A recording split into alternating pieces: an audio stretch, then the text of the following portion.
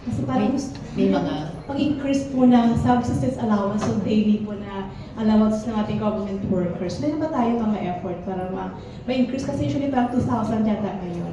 And given na masyado ng mahal with the impact of the crisis, may move po ba to increase yung allowance nila? anumang pag-increase ng benepisyo, let alone sweldo, pati ng ating mga government workers, like in every other sector, nakabase talaga sa strong organizing nila. Kaya I have always supported yung right to self-organization sa public sector, in faithfulness sa mga international conventions din, halimbawa ng International Labor Organization na miyembro ang Pilipinas. So I support yung right to self-organization, kag yung right to negotiate with the employers, with the government, whether national government or local governments for additional benefits, including yung subsidy na tinatanong ninyo. Last question from my end, ma'am.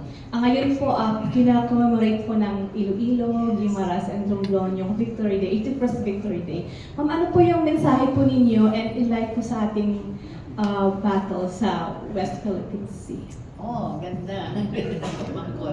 Well, in faithfulness sa ating pagdepensa ng national sovereignty sa West Philippine Sea, as an Ilongga, I am doubly proud to celebrate today the heroism of Ilonggos, the heroism of Panaynon. Yung mga lolo kag lola natin, mga tita kag tito who fought not just during World War II, but way back in the fight for Philippine independence from Spanish colonialism. And kilala ang Panay Island, kilala ang Iloilo for being among the first to raise that cry of independence and to win victories for the independence of what has become the Filipino nation. So how can we betray that proud heritage as Ilonggos, as Panaynons, as Filipinos, pinamana sa atin ng ating mga ninuno. So we can do no less than honor their heroism, honor their struggle, honor their victory, subong in the fight for Filipino national interests sa West Philippine Sea. Thank you, ma'am.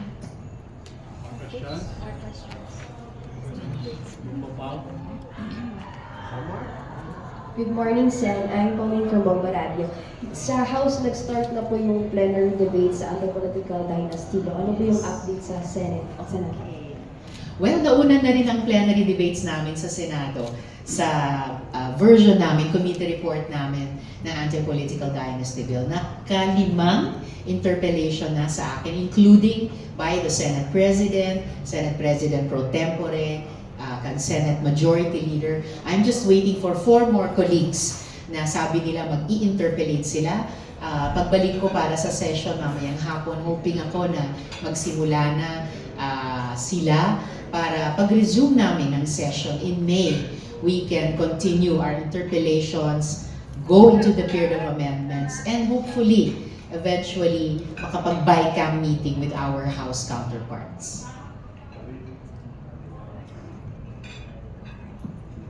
Good morning po, Sen. Mariela from Daily Guardian po. Follow up lang po sa questions regarding anti-political dynasty. Ano po yung reaction niyo sa mga sinasabi ng critics na it's a weak version regarding that po? I think the critics are referring to one version.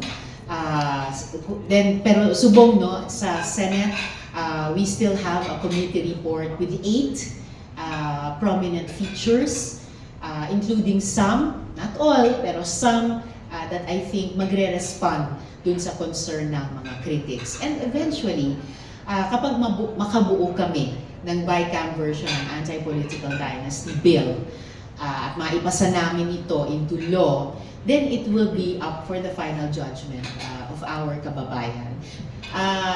Ngayon pa lang, I'm already hearing talk na may mga civil society organizations na maglulunsad man ng citizens initiative for their preferred version of an anti-political dynasty law.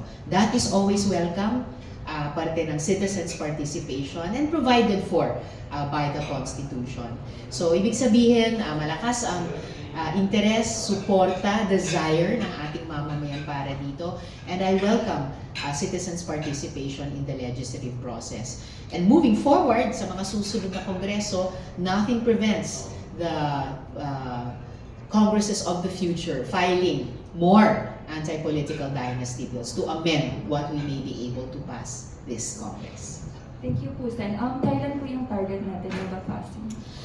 Ang original target ko para sa Senate version was this session. But this session is adjourning sine die today. So sige lang, pag-resume namin sa May. And there, I believe we have the support even of the LEDAC. Nilista nila number 1 ang anti-political dynasty bill bilang priority legislation. And sinabi nila na their own timetable is by June. So I suppose gusto nila may ma-report na anti-political dynasty bill by the next SONA. So at least we may have an anti-political dynasty law na ready na para sa implementation ng COMELEC sa barangay at SK elections at lalo na sa general elections sa 2028. Thank you po, Sen.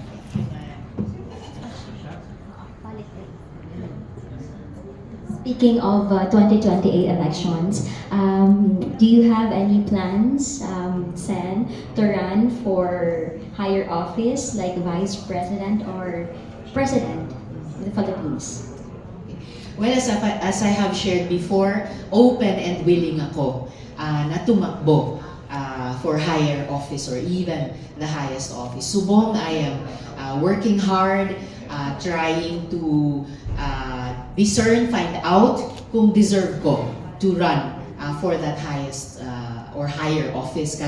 I need to find that out from our kababayan. Thank you, sir. Okay. Sige, last question. Following, Sen, ng sinabi or declaration ni VP Sara, ano po yung plans ng inyong grupo?